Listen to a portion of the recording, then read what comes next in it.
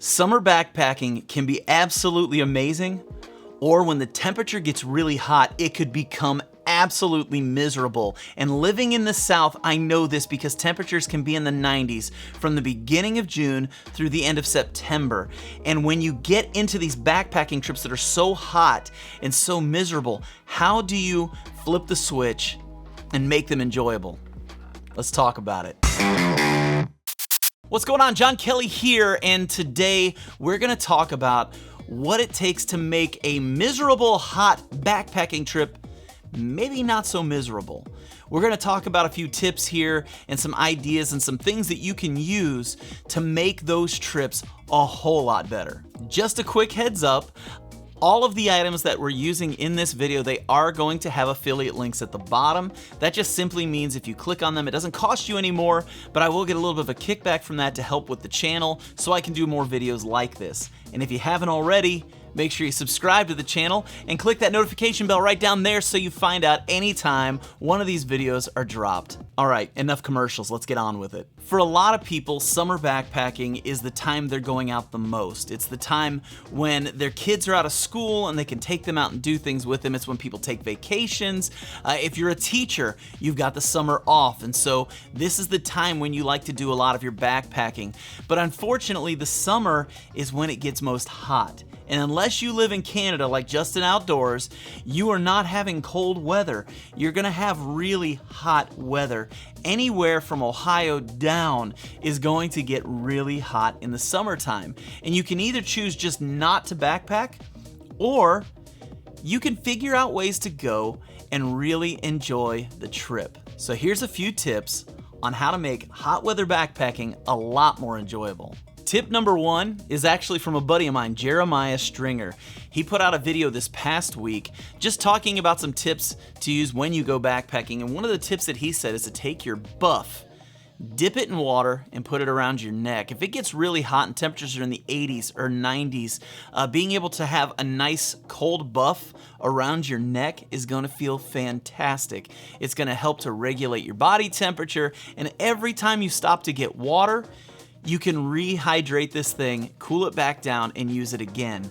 That is an awesome way to just kind of keep your temperature down, your body temperature down, and feel a little bit of refreshment as you're hiking along. The next tip should be an obvious one, and that's hydration. Hydrate, hydrate, hydrate. If you're not hydrating on the trail, you will become dehydrated, which means you're gonna be really sick. Your body is gonna be depleted. You're probably going to overheat.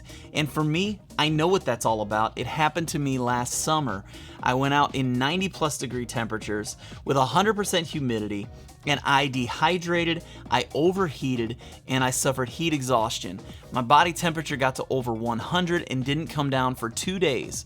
So hydrate, hydrate, hydrate when you're out in the backcountry. Now, when hydrating, water is not the only answer. You have to understand that if you're sweating a lot because of the hot weather, you're gonna sweat out sodium and potassium alone is really important because it helps to prevent you from any kind of cramping. Now, a way you can do this is simply by getting something like this. This is just Gatorade packets that you can get that will provide that extra sodium and potassium and other nutrients that your body is losing as you sweat it out. Having these to put in your water is gonna be vital to add to your hydration. If you don't have these things, the water's gonna be great, but eventually you're gonna realize you need something more. Next up on the list is clothing. It's really important you find clothing that is good at sweat wicking, and it's also very light so that it allows for a lot of airflow through your body, especially in your chest and your head. Those are the two areas that can seem to overheat the most. Most recently, I've been using this shirt for the past year. It's just a simple little like Walmart shirt. Russell Athletic bought this thing for like $10 or $11 at Walmart. It worked great for about a year, but it's still a touch on the heavy side. And this past year, actually just a few months ago, picked up the Echo hoodie from Outdoor Research. You're probably thinking to yourself, a hoodie? Why are you using a hoodie? Don't think the kind of hoodies that like zip up or are fleece or really heavy. This thing is super thin material. It's just a really nice thin material. You can actually see through it. I don't know if you can see me there, but I can see you. The fabric is nice and thin, allows for a lot of breathability, also sun protection, because when you're out there, sunburn is definitely something you got to worry about if you're in the sun a lot. But the big thing about this is the fact that it allows the body to cool a little easier. Plus the weight, it's only a few ounces, super lightweight, super breathable, sweat wicking. It just checks all the boxes. And if you're trying to get out into the backcountry in hot weather, finding a shirt like this would be great. If you don't like that one, they make these by all different companies. Maybe you don't want a full-on hoodie, you just want a short sleeve shirt. You can find the same material for those in different companies, but definitely check that out. Find one that works for you. Another place where heat tends to gather is in your head. Now, I mentioned earlier the buff. One of the ways you can defend against that is getting a wet buff, putting it over your head, which is great if you're someone who doesn't wear a hat. But if you're someone like me who wears a hat every time you go out into the backcountry, sometimes wearing an old trucker hat like this one isn't the best option. Instead, you want something like this. I think this is called the Swift Cap. It's by Outdoor Research. As you can see, just a lot of venting on this one. It's made so that it just breathes really, really well. And I've been wearing this, I guess, since last fall. I think I first wore this in Grayson Highlands, and I absolutely love the hat. It's really lightweight, but it's extremely breathable, and so it doesn't allow as much heat to gather around your head. This was one of the purchases I made when I suffered through heat exhaustion last summer, just trying to figure out ways to lower the temperature on the clothes I was wearing. The big thing is, whether it's your socks, your underwear, your shorts or pants, your shirt, your hat, whatever it is you're wearing, make sure that they're light, make sure that they're breathable, and make sure that they wick sweat. The more that sweat gathers on you, that salt begins to build up, and you have the ability to rub in different areas and really start to feel some chafing begin to happen in different areas on your body. By wearing clothing that wicks sweat away a little bit better than that, you're not going to deal with that as much. Which takes us into the next tip, and that is to take care of your skin. Now, I know that sounds like a weird thing to talk about, but the truth is, your skin plays a big part in whether or not you enjoy the backcountry, and I want you to follow me on this. First off is chafing. Chafing is miserable, and when it's hot, that's when it happens. When you start to sweat a lot, skin starts rubbing against each other, and you get these raw spots that really hurt, and they will make the rest of your trip absolutely miserable. For me, one of the ways I defend against that is Gold Bond Friction Defense. This stuff is fantastic. I've been using it since 2018, and it has done a phenomenal job of just making sure areas of my body that will rub together, like the inner part of my thighs, it keeps those from giving me some really miserable experiences. I've also used this when it's really hot around the areas where my shoulder strap is on my backpack, because that also rubs a little bit when you're hiking, and sweat builds up underneath there. The friction then causes some chafing in those areas, and so having something like this that's kind of a lubricant to protect against all of that is a great option. For other people, instead of using something like that, they'll take something like this out with them, just some regular old Gold Bond powder. This stuff is great too. This more promotes dryness than it promotes lubrication. A lot of guys like to use this in the private areas because it keeps that area nice and dry, which also protects against any kind of chafing. It doesn't matter which one you like. Both are great options. I've used both. Personally, I like the Friction Defense better because nothing keeps me from sweating when it's hot outside, even Gold Bond powder. So for me, the Friction Defense is a little bit better, but I know a lot of guys and ladies who prefer the Gold Bond powder instead. You're also going to want to take care of your lips. And so having something kind of the lip balm, kind of like this Carmex right here, is a great option to have as well. Something like this to kind of keep your lips lubricated. When you're putting on sunscreen, you're gonna put it on your face, your arms, your hands, your legs, but we don't put it on our lips because we always end up licking our lips during the day. It tastes disgusting. Nobody wants sunscreen in their mouth, but you still need to protect your lips from the sun, and that's where a lip balm of some kind, chapstick, anything like that is a really good option to protect your lips from the sun in the same way that you protect your skin with sunscreen. Another thing you want to protect your skin from is insect bites. Insect bites are miserable. Ticks, mosquitoes, gnats, anything. It doesn't matter what the insect is, it's no fun. And having good protection against that is vital when you're out in the backcountry. The most common form is your DEET spray that a lot of people use. This is a Repel 100. I've used this multiple times on trips. The thing about this is it uses heavy doses of DEET. Now that's great for repelling insects, but it's horrible for a lot of plastic products, and a lot of backpacking gear is made with plastics. So this is known to melt backpacking gear. So you have to be really careful when you're spraying this, that you spray it, allow it to dry, and then put your gear on. Otherwise, you can literally destroy your backpacking gear using this. Another option that you can have are wipes. Just like wet wipes, these are wet wipes that you use to repel bugs. This is made by Repel. They're mosquito wipes. They're 30% DEET. They're not the 90% that this is, but they are very useful and they do a great job. Plus, you know exactly where you're applying it. When you're spraying, the one thing I hate about spray is getting in my eyes, getting it in my mouth, getting in my nose, because you have to spray your face, you have to spray your neck.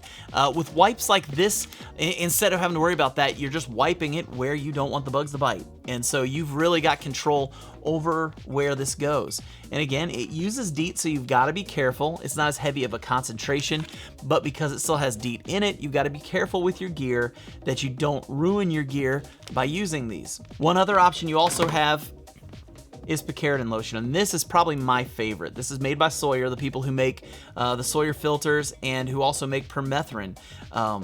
I love this stuff. This stuff is great. Now, picaridin is great because it's a lotion. You get to rub it on your skin where you want it to go. You can see the coverage.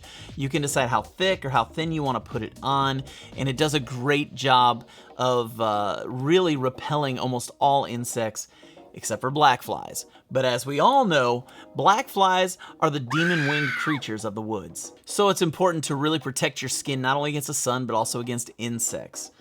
Something else that would be wise is to really be careful around poison ivy, poison oak, things like that. Be watching for it. If you're someone who's really allergic to that, you want to railroad a trip really quick.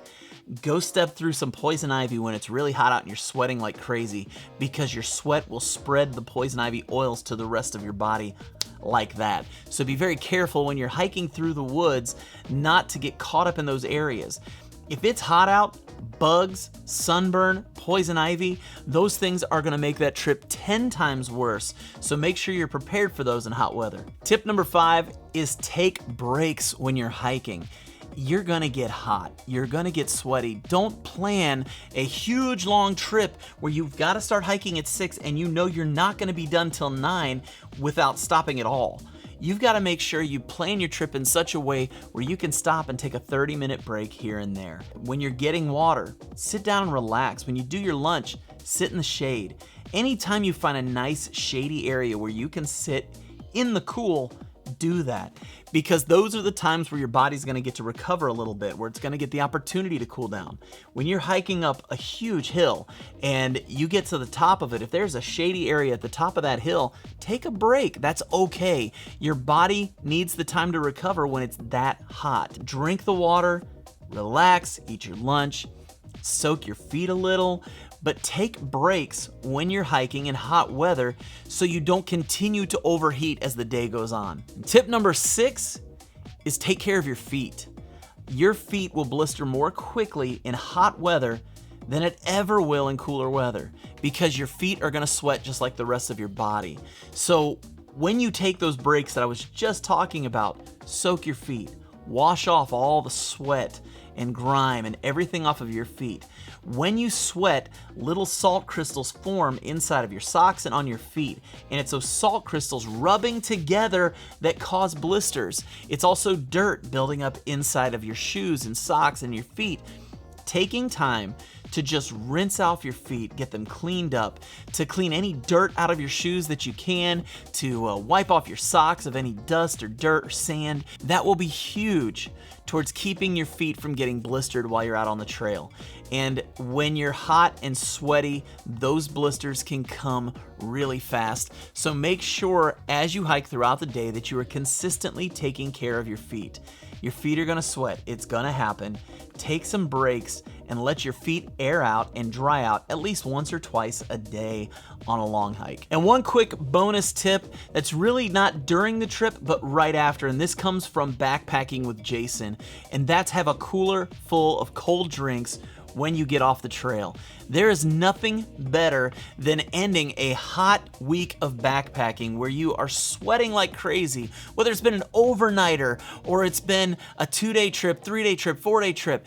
It doesn't matter. At the end of that trip, you are going to be burning up, you're gonna be tired, you're gonna be sweaty, you're gonna smell awful. But when you have a cooler full of drinks waiting for you, everything is better.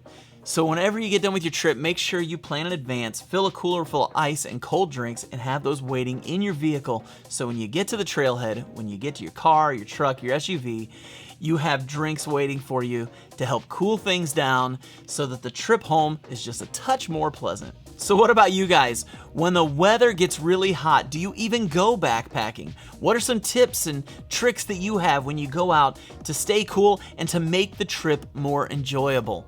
Leave those in the comments below, and if you like the video, give it the old thumbs up. If you didn't like the video, give it the thumbs down, because there's like 3 or 4 of you. It doesn't matter what the video is about, you're gonna do it anyways. I'm excited hitting the Red River Gorge this next week for 4 days. I'm gonna get out there with my friend Josh. We're gonna have a great time hiking. The average temperature is gonna be in the 80s, so this video was really because of me planning for this trip. So I'm excited to get out there in that hot weather and do some backpacking myself. Why don't you get out and do the same? And until next time, stay strong, hike long, and I'll catch you on the next go around.